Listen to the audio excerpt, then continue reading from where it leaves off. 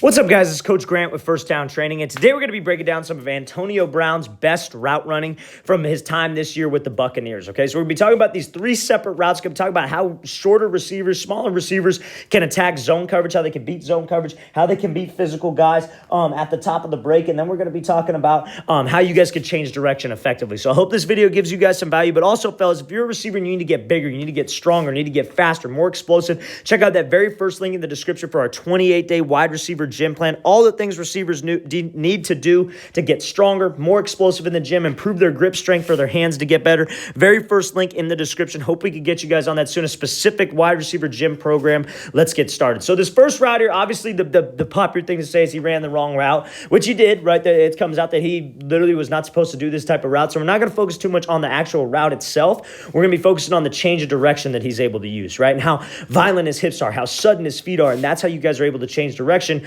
when you're moving fast. So let's watch it full speed. So he comes off here and he's able to just put the brakes on, accelerate, and go. And especially when we're in the red zone, this is a lot of separation. That's a ton of separation that you're able to get. So let's talk about that. Let's talk about how he's able to do this. So when he comes off the line here, right, it's very important that when we're working any kind of double move, like from break 1 to break 2, I'm going to draw this in blue actually, from break 1 to break 2, it's very important that we're able to just sell with our speed, right? We want to be able to have that burst, that explosion. Like if you're running a whip route from that point from where you make that break to that slant, you want to have some explosion. So when you make that break on the whip to shoot you back out, it's violent. You have to be explosive because that will shoot you out. So you see when he comes off here, he gives this little move to the outside, then he bursts for like 2 steps, right? So he comes off here and it's just a 1. That's his first step. Second step, he's here and he's able to put the brakes on right now. And you see how much explosion he has on that break point, right? You come off the line, let's explode back up to that first part of the break because that explosion is what forces that DB to go, right? It's really easy to sit back and say, oh, DB should have been patient. DB should have just watched his hips. He shouldn't have looked at this. He shouldn't have done that. But when you make a DB move based on your speed and based on your pad level and your explosion to that part of the break, that's what gets you some separation, right? Now, the only way, if you have that speed and then you're soft with these cuts and you don't have that explosion, you don't have that suddenness of the break, you're going to drift off the route and you're going to get stuck at the top of the break, right? So you got to make sure that when you decide to put the brakes on, like he does right here, it's very sudden. It's very explosive. And you see how he drops his hips into this explosive position. That's the only way you change direction when you have that burst off of this break, right? You break off the line, you're exploding out of this thing and you drop. You got to be sudden with your feet, drop your hips violently because that's what kind of like stops you. It's almost like you're dropping an anchor out of a ship, right? So that's where we want to make sure that we're at so I could explode from that position to the middle of the field, accelerate out, and then be able to make this catch. And you see, like we said, this is a lot of separation in the NFL, and that's a lot of separation at the red zone, and especially when you have a quarterback as good as Tom who could put it on that spot, that's all you really need, okay? So let's watch this thing again, full speed one more time. Great job, dude, change of direction. Wrong route, obviously, I know that's what everybody said about this thing, but great job being able to change direction. Instincts take over. You have that violent drop, that violent stick. That's what gets you some separation, even when you, like, obviously when you do know the route itself, right? Like we were given the example of a whip route. Let's watch this thing again, full speed.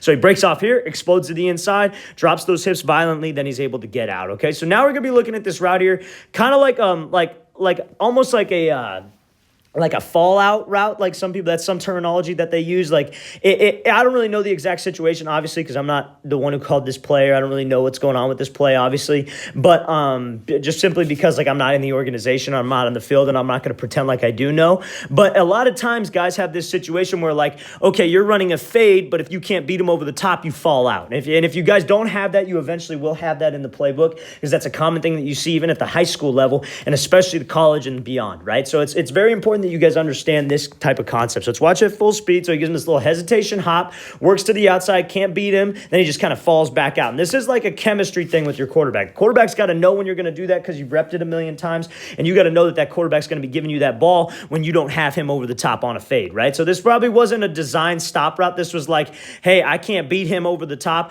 I'm just going to get right to the sticks and fall out, right? Some people call this like a sticks route. Like you just got to get to the sticks, got to get to the landmark, whatever it is, and just be able to fall out. So it's real important that when you guys do this, you're constantly working the hands of this DB because, again, you can't do this kind of like, this is one of those routes where you must outside release, right? You can't work this like fallout route and take an inside release on a fade, then try to stop and he's all over your back and we don't have what we got. So this is one of those must outside release situations. So when I take that outside release, it's real important that even if we don't get him to jump to the inside and we have to go outside, he's going to be getting hands and trying to wall us to the sideline. So we have to constantly be fighting his hands. It's what you guys got to understand about this type of a route, because when you could get to the break point here, and you're able to have some speed downfield, and you see how he's swatting his hands even at the top of the break. We're trying to get those hands off of us from the DB. When he doesn't have hands and you're able to put the brakes on, because again, he's got such a smooth hip drop. He's able to drop so quickly, so explosively with those hips that he's able to get out of this thing. That's a lot of separation. And again, when you have a quarterback as good as Tom, who can just put it right on that spot, that's easy money. That's an easy catch for us, right? So we got to really make sure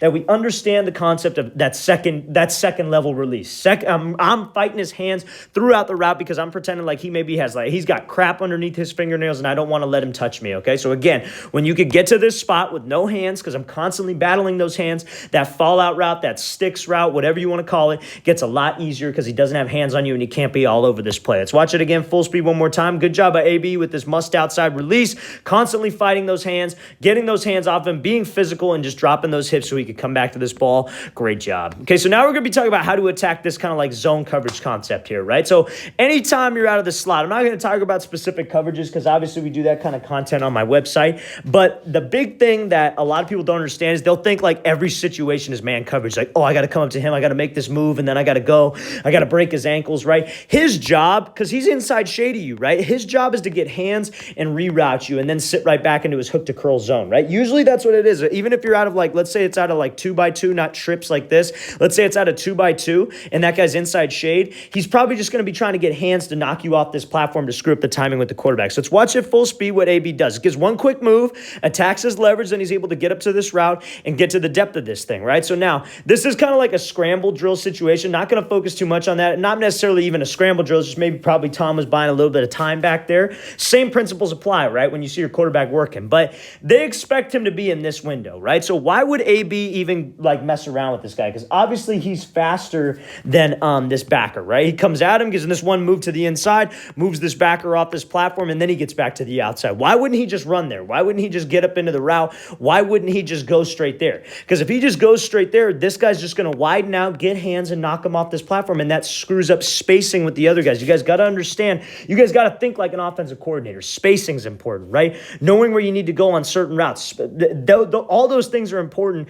Obviously, knowing where you need to go is important. That was a stupid thing to say, but like spacing and knowing where the quarterback expects you to be is important, right? Knowing those little holes in that defense is important, right? Knowing the reason why behind your route is also important. And so he knows that if he just runs this thing straight outside and gets rerouted, he screws up everything because maybe one defender can cover both guys. So we got to make sure that we attack this linebacker right here, move him off that platform. So even if he does get hands like he does, he doesn't reroute me completely. I'm still in the zone that I need to be, and I could just sit right here and maybe this safety bails out and then I get the ball. Or maybe I draw this safety in and somebody else gets the ball because I did my job running the route. I understood the spacing of the play and I got to where I needed to go. Okay, so that's how if you're a smaller guy coming out of the slot, that's how you guys can attack zone coverage and have that kind of intelligence to attack that linebacker who's maybe inside shade. Let's watch the thing again, full speed one more time. So great job attacking, throwing that move, getting to the landmark that he needs to be at, and then obviously is AB being AB working without the ball and making this play downfield. Great job.